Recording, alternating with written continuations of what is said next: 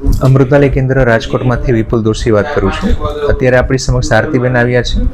આજથી લગભગ એકાદ મહિના પહેલાં આપણે ત્યાં આવ્યા હતા અને એમની શું તકલીફ હતી અને એમને શું ફેર છે એ આપણે એમની પાસેથી સાંભળીએ.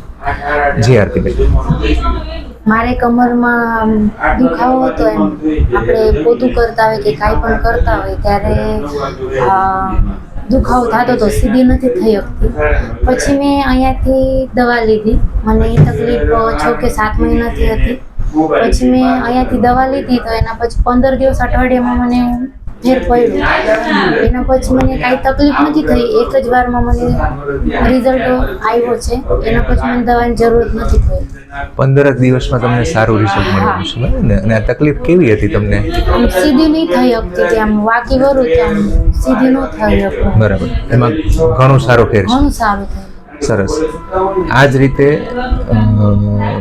બીજી પણ તમારી સમસ્યા છે એની આપણે દવા ચાલુ કરીએ છીએ અત્યારે, અને ફરીથી જૂની સમસ્યા ઊભી ન થાય એવી આપણે દ્વારકાધીશને પ્રાર્થના કરશું. જય દ્વારકાધીશ.